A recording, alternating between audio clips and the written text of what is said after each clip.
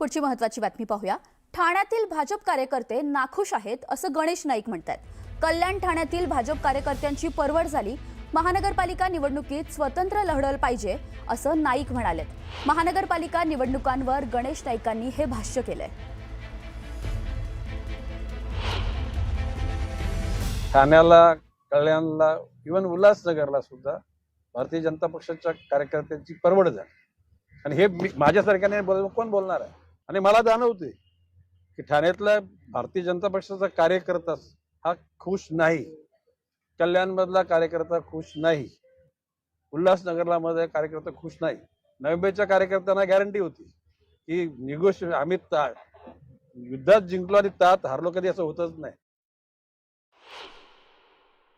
अरे मी तर बोललोच होतो ना, युती महायुती होऊच नाही, सगळ्यांनी आपले आपले घोडे युद्धामध्ये आणावेत आणि युद्ध संपल्यानंतर मग परत महायुतीचे सगळे म्हणजे देवेंद्र फडणवीसांच्या नेतृत्वाखाली चालणारी भारतीय जनता पक्ष, एकनाथ शिंदेच्या नेतृत्वाखाली शिंदे सेना, अजित पवारांच्या नेतृत्वाखाली राष्ट्रवादी काँग्रेस, मग ज्याचे नगरसेवक जास्तीत त्याला संधी।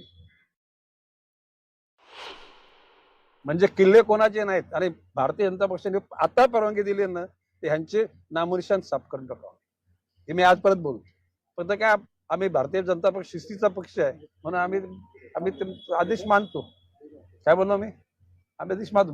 मनाला नाही न पटताना हे कार्यकर्त्यांनी सण केलेले पक्षाकरता, पक्षाच्या नेतृत्वाच्या आदेशाकरता, असं माझं मत आहे। आणि ते आता हे मी बोलतो याचं ट्रान्सलेशन हिंदी इंग्लिश मध्ये सगळीकडे होऊन जातं।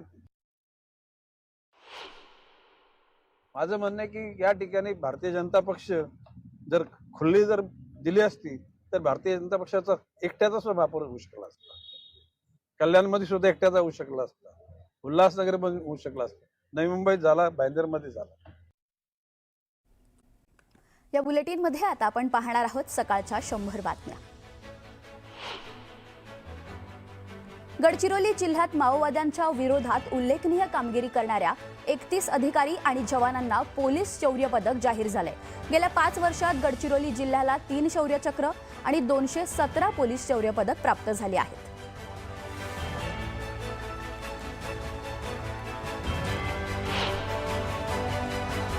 भारतीय प्रजासत्ताक दिनानिमित्त श्री विठ्ठल रुक्मिणी मंदिर परिसरात आकर्षक विद्युत रोषणाई करण्यात आली आहे। सलग सुट्ट्यांमुळे दर्शन रांगेत भाविकांची मोठी गर्दी झाली असून व्हीआयपी दर्शन बंद करण्यात आलंय।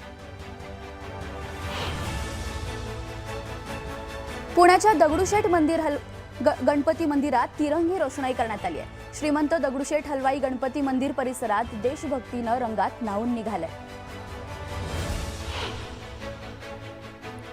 पुण्यातील शनिवार वाड्यात बीजी अँड सेंटर खडकी यांच्या वतीनं भव्य मिलिटरी बँड प्रदर्शनाचं आयोजन करण्यात आले। या कार्यक्रमाची सुरुवात वंदे मातरम या गीतानं करण्यात येणार आहे। प्रजासत्ताक दिनानिमित्त पुण्यात स्वदेशी शस्त्रास्त्रांचे भव्य प्रदर्शन आयोजित करण्यात आलं आहे। भारतीय सैन्यात असणाऱ्या सर्व प्रकारच्या शस्त्रांबद्दल या प्रदर्शनात पुणेकरांना माहिती मिळणार आहे। प्रजासत्ताक दिनाच्या पार्श्वभूमीवर मनमाड रेल्वे स्टेशनवर आरपीएफ आणि रेल्वे पोलीस अलर्ट मोडवर आहे। डॉग स्क्वॉड आणि मेटल डिटेक्टरच्या माध्यमातून रेल्वे गाड्या आणि प्रवाशांची तपासणी केली जात आहे। प्रजासत्ताक दिनाच्या पूर्वसंध्येला केंद्र सरकारकडून देशातील 2026च्या पद्म पुरस्कारांची घोषणा करण्यात आली आहे। लोकनाट्य क्षेत्रात तमाशा कलाकार रघुवीर खेडकर आणि कृषी क्षेत्रातील योगदानाबद्दल श्रीरंग लाड यांना यंदाच्या वर्षीचा पद्म पुरस्कार जाहीर झालेला आहे। अभिनेते धर्मेंद्र यांना मरणोत्तर पद्मविभूषण पुरस्कार जाहीर झालाय, तर माजी राज्यपाल भगतसिंह कोश्यारी आणि गायिका अलका याज्ञिक यांना पद्मभूषण पुरस्कार जाहीर झालाय। महाराष्ट्राचे माजी राज्यपाल भगतसिंह कोश्यारी यांना पद्मभूषण पुरस्कार जाहीर झाल्यानंतर संजय राऊतांनी टीका केली आहे। महाराष्ट्रात लोकशाही, संविधानाची हत्या करून भाजपचं सरकार बसवल्याबद्दल कोश्यारींचा सन्मान केल्याचं म्हणत संजय राऊतांनी भाजपवर हल्लाबोल केलाय। पालघरच्या जव्हारमधील वाळवंटा या अतिदुर्गम भागात राहणाऱ्या भिकल्या धिंडा यांना पद्मश्री पुरस्कारानं सन्मानित केलं जाणार आहे। आदिवासी समाजातील तारपा हे पारंपरिक वाद्य त्यांनी सातासमुद्रापार पोहोचवलं. मागील 80 वर्षापेक्षा जास्त वर्षांहून भिकल्या दिंड्या हे तारपा वाद्य वाजवत आहेत.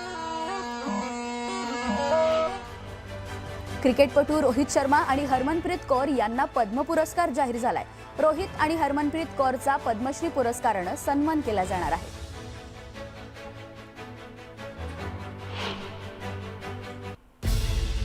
एक सविस्तर बातमी आपण पाहतोय. केंद्र सरकारनं पद्मश्री पुरस्कारांची घोषणा केली आहे. विविध क्षेत्रातील उल्लेखनीय कामगिरी करणाऱ्या व्यक्तींचा या पुरस्कारानं सन्मान करण्यात येतो. महाराष्ट्राचे माजी राज्यपाल भगतसिंह कोश्यारी यांना पद्मभूषण पुरस्कार जाहीर झालाय. भगतसिंह कोश्यारी हे 2019 ते 2023 या काळात महाराष्ट्राचे राज्यपाल होते. और विशेष करके मेरे जैसे आदमी जो एक सामान्य कार्यकर्ता है, जिसकी कोई बड़ी उपलब्धि नहीं है, और ऐसे सामान्य कार्यकर्ता को, सामाजिक कार्यकर्ता को यदि उन्होंने पद्म भूषण दिया है तो मैं ये मान के चलूंगा कि आज हमारा प्रधानमंत्री एक सामान्य व्यक्ति की, एक सामान्य कार्यकर्ता की चिंता करता है, और मेरा विश्वास है कि इसके कारण से हमारे जो भी समाज में निस्वार्थ भाव से सेवा कर रहे हैं उनको बल मिलेगा. देशभरात आज भारताचा 77वा प्रजासत्ताक दिन साजरा केला जातोय. 1950 साली आजच्याच दिवशी भारताचं संविधान लागू झालं आणि भारत एक सार्वभौम, समाजवादी, धर्मनिरपेक्ष आणि लोकशाही प्रजासत्ताक देश म्हणून जगाच्या नकाशावर उभा राहिला. दिल्लीतील कर्तव्यपथावर आज भव्य प्रजासत्ताक दिन परेडचं आयोजनही करण्यात आलं. यावेळी राष्ट्रपतींच्या द्रौपदी मुर्मूंच्या हस्ते ध्वजारोहण केलं जाणार असून त्यानंतर तिन्ही सैन्य दलांची ताकद, शिस्त आणि शौर्याचं दर्शन घडणार आहे. विविध राज्यांचे आकर्षण, चित्ररथ, सांस्कृतिक कार्यक्रम आणि शालेय विद्यार्थ्यांची प्रात्यक्षिके या परेडसाठी खास आकर्षण ठरणार आहेत. देशाच्या एकतेचा, अखंडतेचा आणि संविधानांचा मूल्यांचा पुन्हा एकदा संकल्प घेण्याचा हा दिवस आहे.